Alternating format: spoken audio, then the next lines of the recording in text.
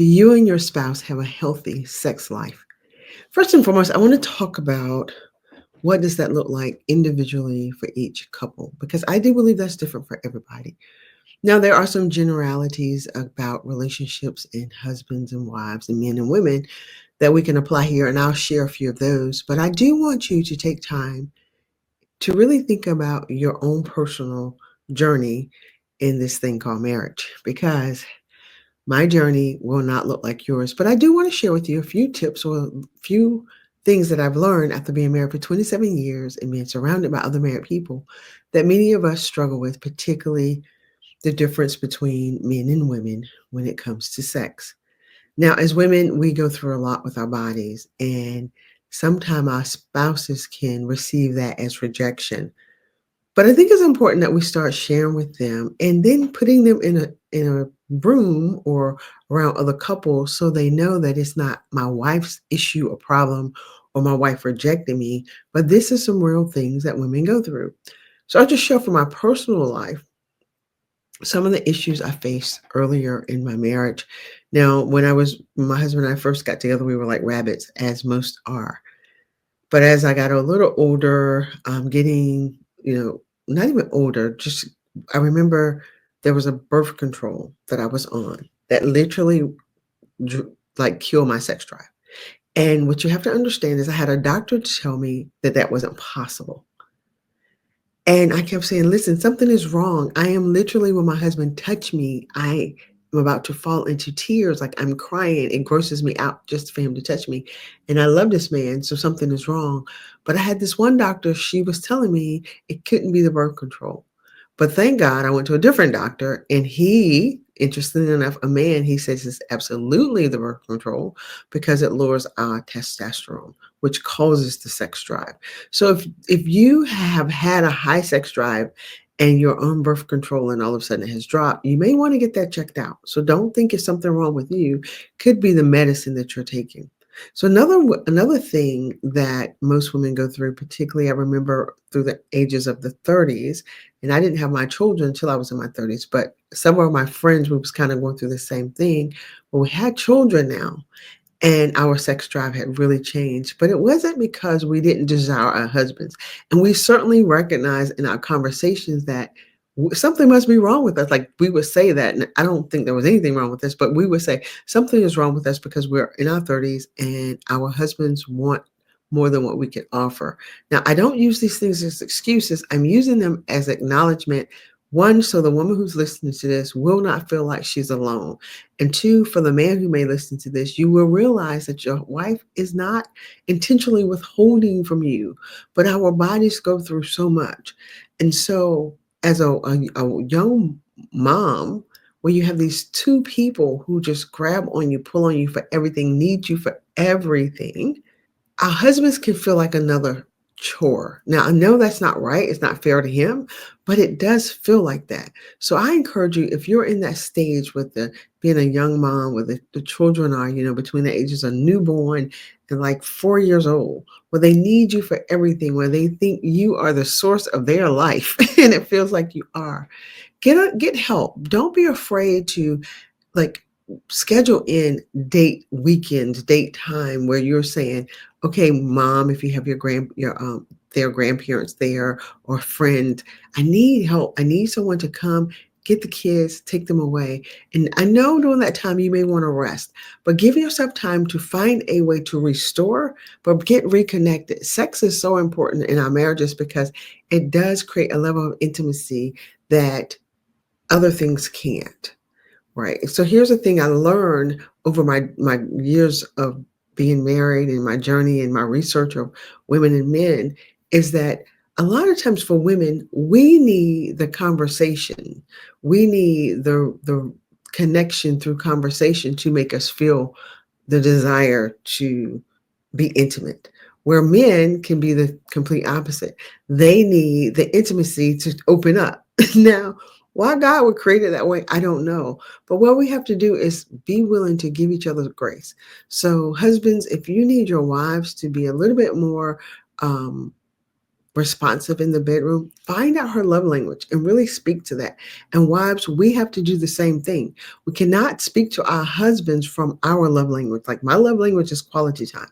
My husband's love language is touch and feel. So I can't think just because we spent a lot of time together that I've fed into his tank. He wants me to hold his hand, to rub his neck, to touch him, where I don't particularly need all of that. I do need quality time, and that quality time needs to be us talking, communicating, laughing together, doing something cool together. So, what is your love language, and are you using those things to help you draw to one another so that you can have the intimacy sexually that you desire? So, make sure you make it an effort to do that, especially when you have the little ones, because they can really make you feel disconnected because all your attention goes to them.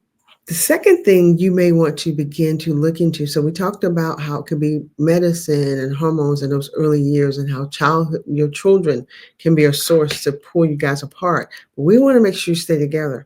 Another thing that affects our sex life that we don't talk about a lot is our childhood traumas.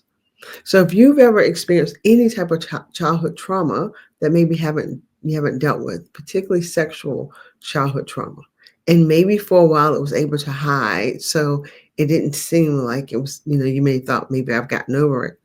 But being in a constant relationship with your husband and wife, I believe that marriage is meant for healing. That God created marriage that we may heal. But the only way he can heal a thing in us is to reveal it. So if your trauma, your childhood trauma, it's now your mind is going to things that happened to you as a kid, and it's causing you to shut down or withdraw from your spouse and make you feel like, wow, if I tell them, if they know these things, they won't really love me. That's what God wants to heal. So, in order to get back to that level of intimacy, that reconnection, I encourage you to go somewhere and get help for that trauma.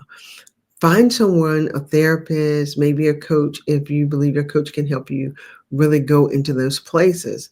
And the thing about trauma, one, it needs to be witnessed, right? So when we experience something traumatic, when we can have someone to share, to talk to them about it, someone to witness our trauma, meaning that they just create a space to hear what we are going through. And they create a safe space where there's empathy and compassion, not judgment or advice. That's an environment for healing. So it has to, our hurt, pain, and trauma, it has to bear witness. Another thing we have to do is we need an opportunity to reframe what we've been through, right? We need to allow our brains and our minds to rewire the story the way that it was. That's not to say to deny what happened. That's not to say to change what happened by saying new words, but to recognize that there's nothing we can do about what has happened, but what are we going to do to move forward because it has happened? We begin to evaluate, who did the trauma make me think and believe I am versus who I really am.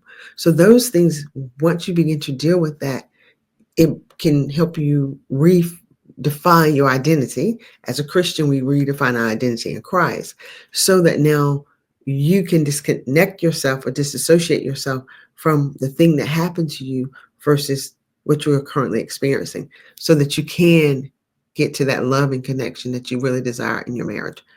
And then the third thing I really want you to deal with that may be causing disconnection and a lack of desire for intimacy and sex in our marriage is unresolved issues. Listen, we can't pretend like infidelity, secrets, lies, mismanagement of money, mismanagement of time. We can't pretend like those things didn't happen. That maybe one of us have a issue with credit cards or have an issue with alcohol, and we keep trying to have these conversations with our spouse, and our spouse refuse to do it. That is going to cause a disconnection in the way of intimacy and sex. And so what we can't do is make the issue that is unresolved. We can't force our spouse to make that, well, you don't ever want to have sex with me anymore. You've cut me off. First, we don't want to use our sex as a weapon, but we do need to understand that where there is unresolved issues, there is very hard, particularly for women, not all, but particularly for women to want to be intimate. Now, what I've heard gentlemen say is women, when we attack their character, when we are disrespectful to them, when we are not vulnerable, or when they're vulnerable and we use that against them, it's very hard for them to want to be intimate with us, to want to trust us with their intimacy as well. So we want to deal with those issues that are unresolved so that, the Bible talks about Adam and Eve was naked and unashamed. That is the goal. That is the desire for marriage, that we can learn to be naked and unashamed. So one, I want you to, if you're young and you're dealing with not desiring your spouse, check to see if it's maybe the birth control that you're taking, or if there's some medication that's happening, there's some internal stuff going on. Two, if you're in that phase of, where the children are young, be intentional about making special time for you and your spouse, where you take and send the children to grandma, grandpa, aunties, uncles, someone you need, someone to help you, to assist in that area so that you can be free to still be husband and wife and not just mom and dad. The third thing I talked about, and I really encourage you to do the work if you need it, if you have experienced any type of sexual trauma growing up, or any kind of trauma, because it doesn't necessarily have to be sexual for you to have the need to kind of withdraw, retreat, or withhold the desire for intimacy. And it's not, maybe your withholding is not about your spouse, but it's about you. Maybe you can't handle the intimacy, or you don't believe you're valuable enough for it. So do the emotional work required, again, through a therapist or coach. Just get help. And then the last thing I mentioned was dealing with unresolved issues.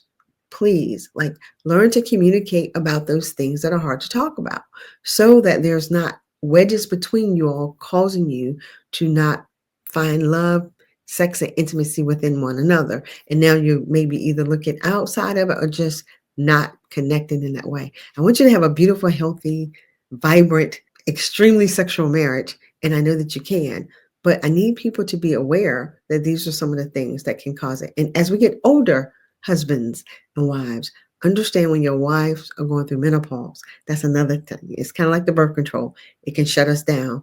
But we don't have to give up. We can all do the work. There are natural herbal things you can take, particularly ladies in menopause, that can really help you deal with the hot flashes and get your libido back going, if that is an issue. So I hope this video blessed you. Thank you for watching. If you are ready to do deeper work for your marriage, I want you to go to my website, verythoughtfullife.com, and sign up for my course, Think Your Way to a Better Marriage. The course runs every 6 weeks. And so if you have any questions about that, feel free to inbox me. I would love to talk to you about it. Thanks so much for watching. Have a great day. Bye.